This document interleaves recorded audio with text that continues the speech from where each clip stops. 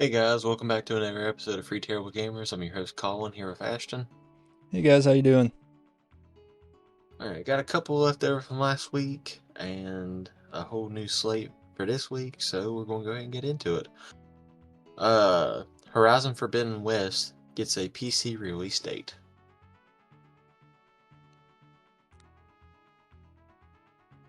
Hold on. Lost it. Had to find it.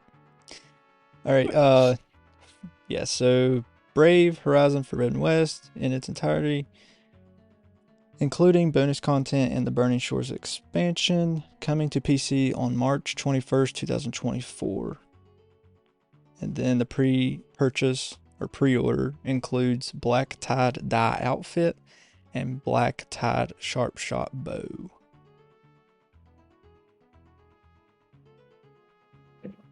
That's all I got on that. We knew it was coming to PC, but we just didn't know exactly when.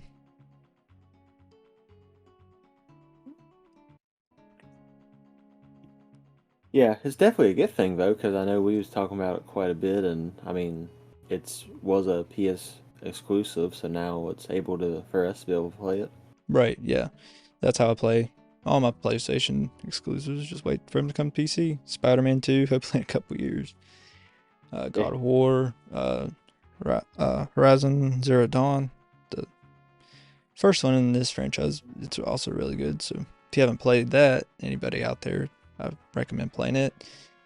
I don't know if it's one of those games you need to play the first one first. I mean, it probably makes sense story-wise, but I'm sure you could probably just jump into the second one the way the first one plays anyway. But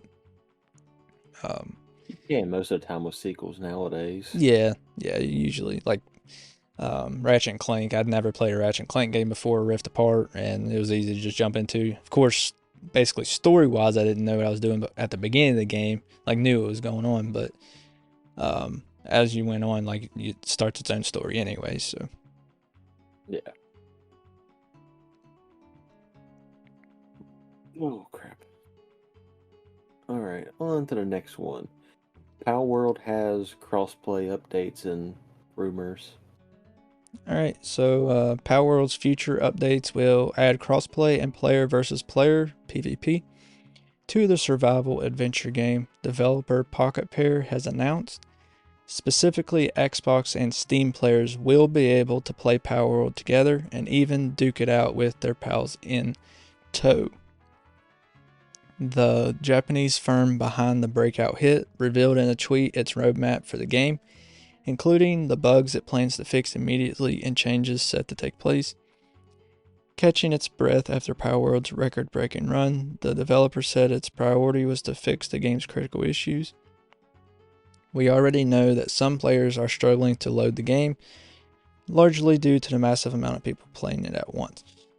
So I know they've already fixed that issue with people, for the most part, people loading into the game. The patches they just released yesterday fixed some issues. You can read the patch notes, but basically just made the game play a little better, run a little smoother. As of right now, Xbox and Steam players cannot play together, but Xbox and Xbox players can. Obviously, Steam and Steam players can, and then PC Game Pass and PC Game Pass can, and then PC Game Pass to Xbox can. Just no Steam. If you're on Xbox, basically Game Pass and Xbox play together, whatever. Steam's by itself right now. You can't play with anybody except for Steam players. They do want to, that's part of the roadmap. They want to fix that sometime in the future to where Steam and Xbox will be able to play together. Just as of right now, Steam is accepting updates sooner than Xbox is what's holding that back. But once Xbox accepts the updates faster, like Steam does, then they'll be able to include the crossplay because they don't want two different versions of the game running side by side because that'll just cause all kinds of issues. So that's why they're kind of holding Yeah, back because on that. I believe the Xbox and stuff is on 1.1.3, and Steam is on 1.4. Yeah, I was playing it earlier today and I looked, it was like 1.4 on Steam. I was like, yeah, the Xbox is behind. I mean, it definitely runs better on Steam. I mean, it's not terrible on the Xbox PC Game Pass, but it's definitely smoother on Steam for sure. Oh yeah. I mean, I can tell a difference from playing on PC to playing on the Xbox. There's a world of a difference The in between those graphics, two. just the graphics, not even the gameplay, just the graphics is huge, let That's gonna alone. make no sense because they're on the same update version. Yeah, I don't get it. Like, I guess, I mean, and it I mean, I doesn't know take, technically the PC is more powerful, but still. yeah, like, it just, like, some things, like, you can't even tell ore and stone apart in the Xbox version. It's that big of a difference. Yeah, and I noticed they threw in one thing on that article because I think we had the same article on the day because you said it was off a Twitter thing, but they specifically said raid bosses with in-game content. Yeah, I'm still trying to figure out where the in-game content, like where the in-game is. Like, I understand it's. I don't know if it's like Pokemon where you have like an Elite Four at the end situation, or if it's just a matter of collecting them all. In theory, well, I know there's bosses, so maybe if you beat all the bosses and all the towers and stuff, maybe. But I mean, yeah, it may not. You may not even be able to get the in game yet, where it's still early access. I don't know. I mean, maybe it's the bosses, maybe it's the towers, maybe you can't even get to it yet. I'm not sure. yeah. Trespassing on properties. Yeah, I got my first trespass hit today. did you? Yeah, I went out to some random island. I was like, "You are trespassing." I was like, "What?" Well, I Started know. getting shot at. I went to that island to the south where I showed you. I got that golden deer, whatever, Yeah, elk deer terror, whatever its name is. But it said as soon as I got there, it said criminal activity active. So I don't know if it was talking about me being there as criminal activity, or because I looked around, I didn't see anybody else. Like, I didn't see any thugs or anything that usually run around different places. yeah. I think I went to the same island. It was like PDF officers, PDIF, PIF, whatever. There was a bunch of those, and they was like anywhere from like level 12 to like level 30. Yeah, I believe on mine. I don't know. It just said criminal activity active. I don't know if it's talking about me or something else was going down on that island. So I just got out of there after I got my deer. Because that deer looks I tried to awesome. get The the golden game, deer. and I just started going around. Yeah. All right, back on topic. Uh, PlayStation State of Play happened, I believe, 3 days ago or 2 days ago at time of recording, or yesterday. Yeah, so I just basically got the recap of all the games they talked about. Not really in descriptions with them. Dave the Diver, PlayStation 5 version announcement, April 2024. Death Stranding 2 on the Beach, game announcement 2025. Dragon's Dogma 2 trailer, March 22nd, 2024. Foam Stars trailer, February 6th. Do we have that topic? No. It's coming to the play PS Essential games, PS Plus Essential games also. Um, Helldivers 2 trailer, February 8th. Hideo Kojima, new project, game announcement to be determined. Judas trailer 2025. Legendary Tales PSVR 2 version announced February 8th. Metro Awakening VR game announcement 2024. Rise of the Ronin trailer March 22nd. Silent Hill The Short Message available now. Silent Hill 2 trailer 2024. Sonic X Shadow Generations game announcement fall 2024. Stellar Blade Deep Dive demo video April. Until Dawn remake announcement 2024. V Rising PlayStation 5 version announcement 2024. Zenless Zone Zero PS5 version announcement 2024. So that's all the highlights I got. Yeah, the Shadow Generation kind of threw me off for a second because I didn't expect that from a State of Play. I mean, yeah. I guess sometimes they have them in directs too. I guess like the third party stuff. Yeah, but still, usually you just don't pin PlayStation or Sony and Sega together. Right. I mean, you So understand it maybe Nintendo, but yeah. yeah, yeah, it threw me off a little bit on there. Then Death Stranding 2, I was glad to see a sequel after what 5 years now. It came out in 19, Yeah. and I believe it got a PC port in 2020. I'm not mistaken. Yeah. But when it first came out, people basically said it was a walking simulator. I still ain't played it. I haven't played it either. So I'm not really I just sure. know it has Norman Reedus in it. Then the video for Death Stranding 2, it threw me off at first. It was...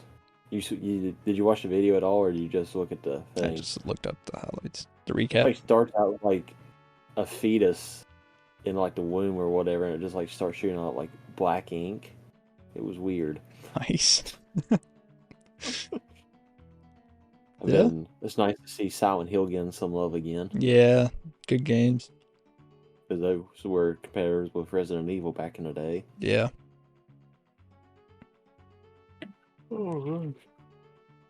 But yeah, so if you guys want to go through, I think it's a 45-minute video in total. If you guys want to go through and watch it all the way, I mean, it goes a little bit more in depth than what we done. Helldivers was like a pretty good game.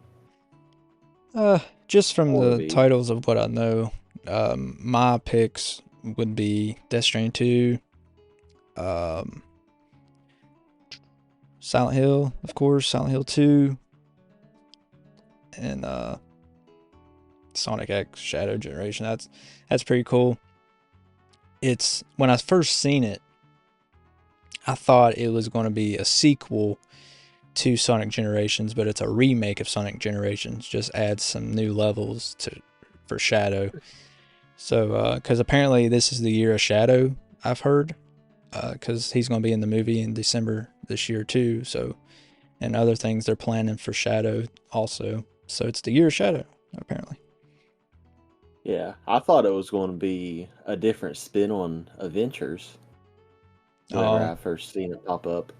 Yeah, I seen the trailer for this game, and it does. I was kind of hoping when I first seen Shadow, I was hoping for Sonic Adventure 2 remake actually. Yeah.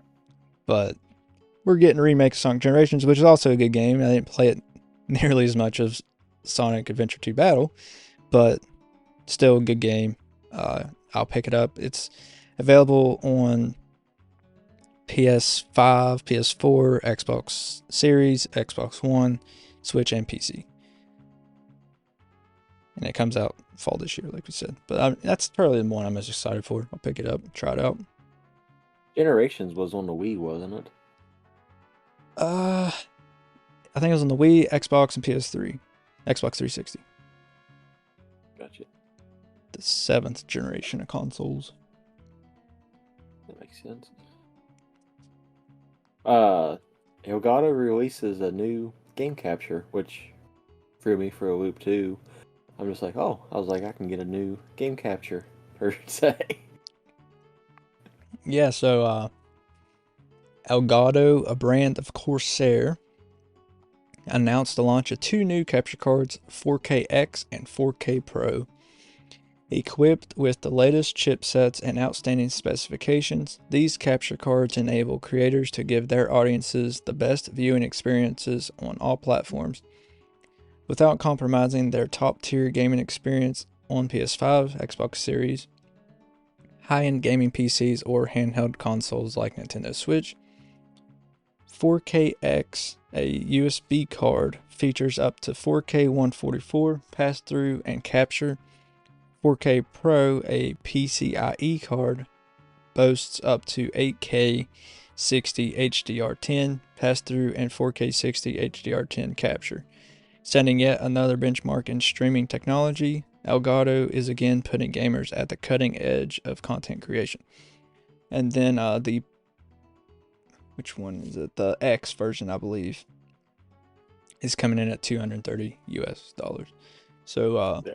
the 4K Pro will be more expensive. I wasn't able to really find the price on that.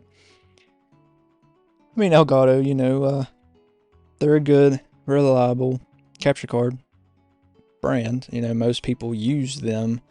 I personally do not.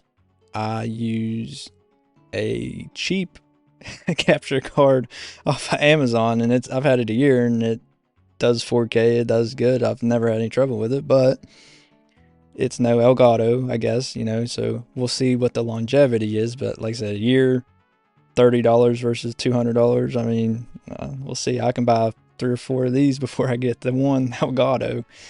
But Yeah, well, I mean, this is a new generation anyway, so it's yeah, going to be more expensive. Because whenever I well, got mine, because I've used it, and because you've seen the video quality. I think on my YouTube channel we have a couple videos from you and me playing 2K yeah, on it, and I mean, and that was for the Xbox One, I believe. yeah.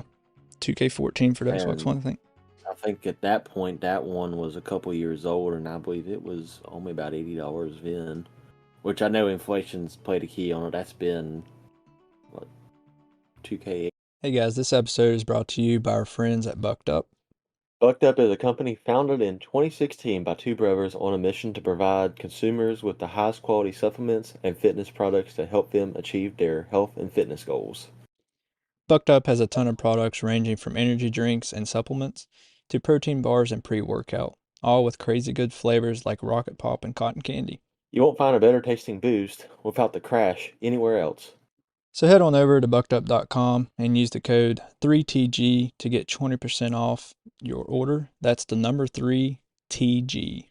Get the job done and feel great with Bucked Up Energy. When you feel it, you just got bucked up. 18, so 2017. So 7 years now. Yeah, I mean, even before these, I think their regular cards are going for almost 200 anyway. So that's just inflation itself. But like I said, Elgato, yes, they're worth it, but for me, I got a $30 one, and it's working just fine. So, Oh yeah, yeah. I still got mine, but it don't swap in between PC and everything. It don't have that port to it. I just got it specifically for the Xbox at the time. right, you don't have HDMI out, do you? Mm-mm. Yeah, just in. Yeah, that's kind of need HDMI out also in order to play it on your monitor Yeah, it's and kind also of capture it. Oh, it does have an out. It does have an out, so I Does guess it? it would be possible. Yeah, but obviously it wouldn't be in 4K. It's not one of the 4K ones. Right. Well, 1080p though. I mean, on a stream, it looks fine. Yeah, especially by the time you upload it. Most of the time it drops down Drops to down to 720. 1080. Yeah, 720, 1080. Most people watch YouTube videos at 720 on their phone and don't even know it. Mm-hmm. Because you can change the quality, but you have to manually change it in settings, or it's defaulted to like sometimes 480 depending on your Wi-Fi connection. But most of the time it's defaulted to 720. People don't even know. Yep.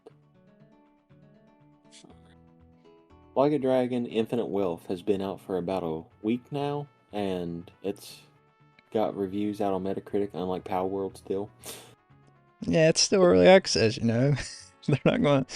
Maybe we won't get a review on it until the actual game releases. I don't know. But Like a Dragon Infinite Wealth came out at an 89 on Metacritic with 84 critic reviews and a 7.3 on user score with 173 ratings. The 89 critic was 82 positive and 1 mixed, 0 negative.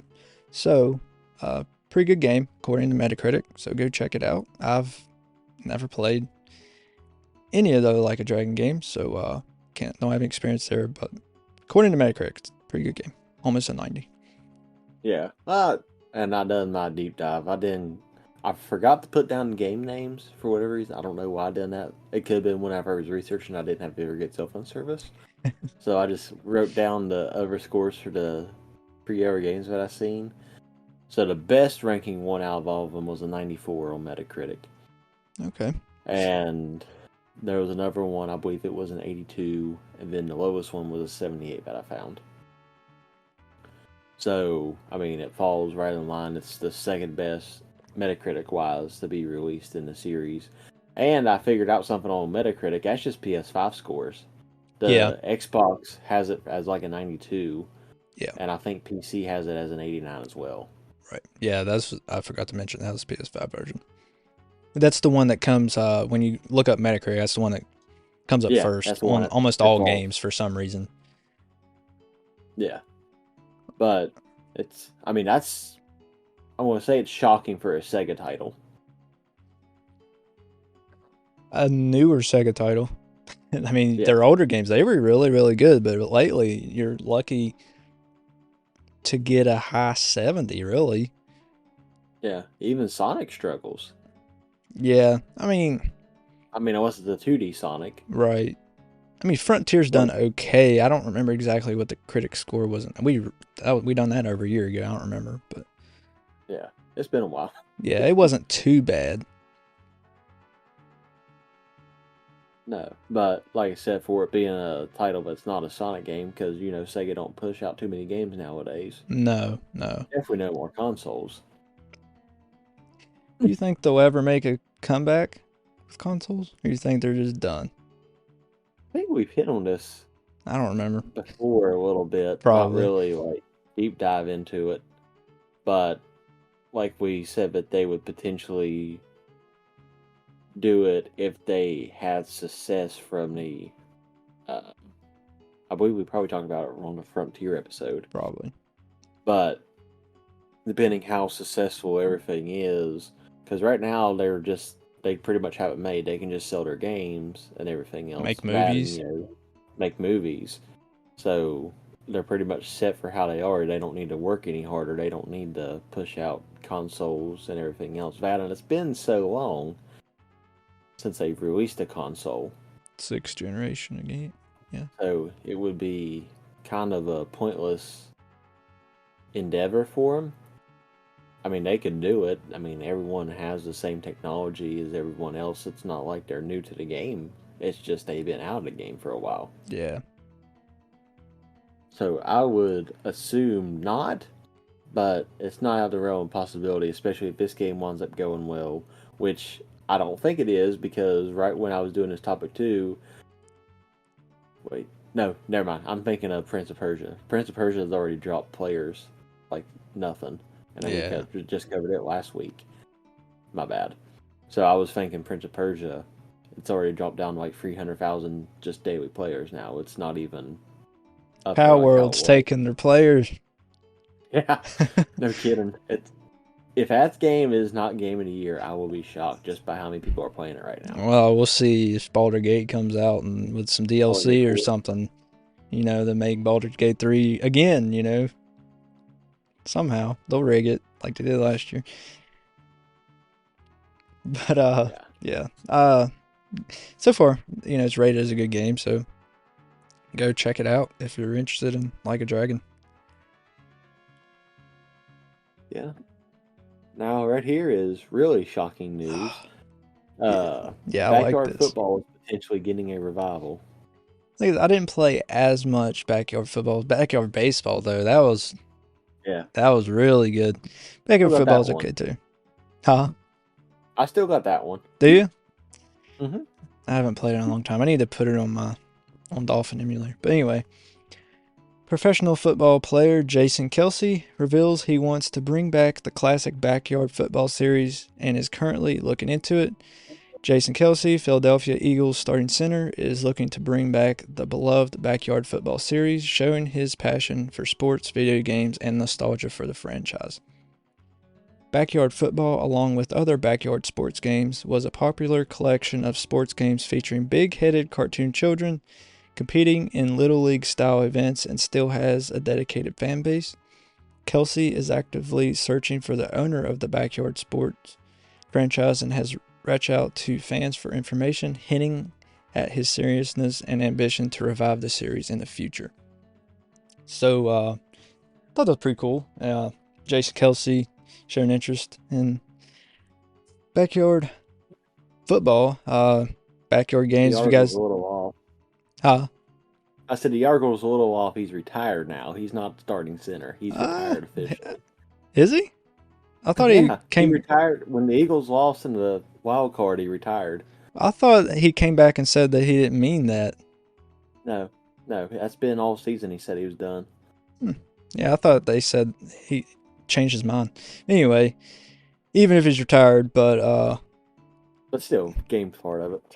the backyard sports, I guess, was, if you guys don't know, have never played them, is basically sports games that were made in the early 2000s for like the GameCube era of gaming.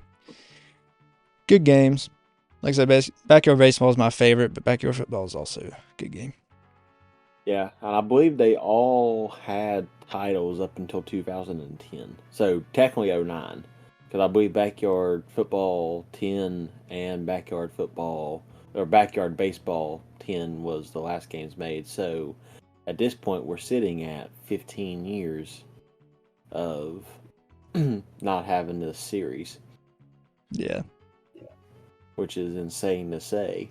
Because, it's just works the same way as Madden's and 2K's. It's the year before it's always the thing. So it was developed in 09 and released in late 09. Right. So the ones we played, or at least the ones I played, I didn't play the newer ones, but the backyard baseball, the original, I guess, was probably, 2002 or so? The originals came out in 97. GameCube, though. Well, not the originals, but the ones we played on the GameCube is probably like 02 or something. I would say probably 04, 05. Think it was that new? Mm-hmm. Because the Wii came out in 2006. I thought it was a while before the Wii was even thought of. Hold on, I'm going live on it because I know specifically which one we had. I just thought it was called Backyard Baseball. It is. It didn't have a year.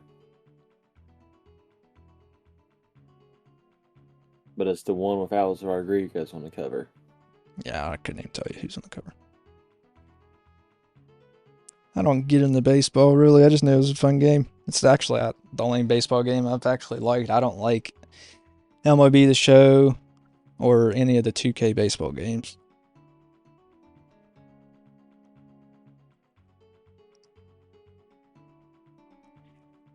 We'll see what it says.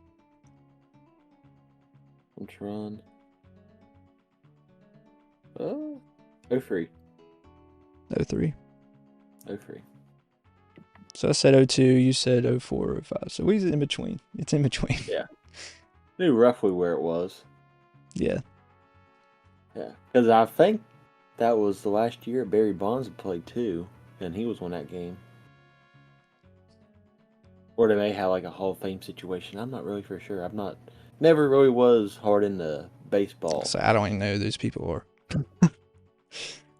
I don't follow baseball. It's just not football or basketball. I really couldn't tell you. Yeah. Which I believe the football one I played, it was when McNabb was a cover athlete for it too. Like the cartoon version, obviously. I actually don't think I've ever played backyard football. I played, I know we played NFL Street. That was fun. But yeah. I don't think I played backyard football. I think it was just backyard baseball in 03. I played it somewhere. I know I had. Because the cover and everything just looked too familiar for me not to have played it. Yeah. But yeah, so hopefully they can get a revival 15 years later. Yeah, hopefully. And if football does good, it'll probably bring back the baseball side of it. Although it'll definitely be different playing with... Because obviously you had a mixture of professional athletes, which was designed in the same way. Then you had kids as well. Yeah. And then they all had different stats. And I believe the fastest kid in that baseball game that we had was the kid in the wheelchair, surprisingly enough. Like, yeah, I thought it was like a weird stat. Yeah. At the time. I was like, how does he have the fastest stat? He's on wheels, though. I mean, honestly. Yeah, it does make sense. Nothing against it. It's no, I'm just saying, on wheels, it makes sense in a way. Yeah, I got you. Of course, what, 5, 6 years old when that game was out? 03, been. And it came out end of 03. So yeah. Would have been 5. We're both. Time for one more. No. Yeah, about 30 seconds. May as well throw them all out there anyways. Yeah, last one. There is rumors for a new PlayStation handheld. And it's not the portable, obviously. Here we go. Again. According to a new rumor, Sony could be working on a new PlayStation handheld gaming device. Sony's first handheld gaming system was the PSP, PlayStation Portable, and while it failed to beat the Nintendo DS in overall sales, it was still quite successful. Sony followed up the PSP with the PlayStation Vita in 2012, which actually went right here. But It's way off screen. yeah. But unfortunately, Sony's second handheld gaming system flopped compared to its predecessor. YouTuber Moore's Law is Dead has released a video where the claim is made that Sony is working on a new handheld gaming system. According to the video, PlayStation has already paid AMD to produce the device, but is still in very early stages of production and may not actually come to fruition. It's speculated that the device could potentially run PS4 games and maybe even PS5 games that receive a special patch, and therefore function more like a Steam Deck than something like a PSP or PS Vita. So that way Sony doesn't have to produce games specifically for the new device. While some may be disappointed that the new Sony handheld, if it exists, won't necessarily have exclusive games, it does match with recent industry trends. It would basically be PlayStation's answer to Nintendo Switch and Valve's Steam Deck. Alright, so me reading that kind of tells me that this thing's fake, for one, and two, if it is real, Sony, it's basically a PlayStation Portal 2.0, because it won't have its own games. It'll just be able to play PS4 or PS5 games, which is what the PlayStation Portal does now. Plays PlayStation 5 games, but over Wi-Fi connection. So the only difference is this would have a launcher of some sort, like a PlayStation Store. You would go and get those specific Sony games and play them. Yeah, it'd kind of be natively, at least, but it still wouldn't be dedicated first. I mean, it'd be first-party games, obviously, because they're from Sony, but it won't be dedicated games for that specific device. There'll be games that's already released that you can play other places. And either patched down or played normally, and all digital. So basically, they said it's their answer to the Steam Deck or like the ROG Ally or Nintendo Switch. But it's not really Nintendo Switch because it doesn't have its own games. So it'd be more like a Steam Deck or ROG Ally where it's a handheld, but it takes games from like Steam or other places and puts it on that device. If this is real, AMD is, if you guys don't know who AMD is, they make chips for like the ROG Ally and different PCs. If this is real, I could see Sony not releasing their first-party titles on PC anymore. They would just release it on this instead. Hopefully that's not the case if this turns out to be real. Like I said, I don't think it's real, but if it is, hopefully they continue to release their first-party titles on PC after a couple years being exclusive on the PS5. Yeah, it definitely, like I said, start of the title is rumor. It's right. Just rumor. There's no truth behind it. It's just potential news that we thought was important for you guys. Right. Do you think it's real? Reading the article? No, I don't think it's. Yeah. Like I said, it would be kind of a pointless thing to go through and make a completely digital console and then not even focus on making games specifically for that console. Because they was all up for it when it was for the PSP and for the Vita. Yeah. They was all for, oh yeah, I'm going to make these separate games. I'm going to make these exclusive games that you can't get on the PlayStations. But now this one is like, no, we're just going to, like you said, it's a Portal 2.0. The only difference is you can play stuff natively. You can play stuff away from your PS5 if you have an internet connection. That's the only difference. Which, I mean, I guess is a perk in itself, but if you just went out and wasted money on a Portal, you're just kind of screwed. I mean, there kind of should have been what the Portal was to begin with, honestly. Yeah. But that is all the time we have for today, guys. Don't forget to follow us on, follow us on YouTube, Twitter, Facebook, Instagram, Twitch, Discord,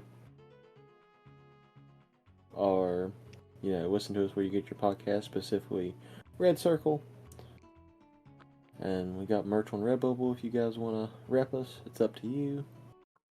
Anything else? I missed anything? Nope, just shout out to Bucked Up for sponsoring this episode. Later, guys. Catch you guys next week.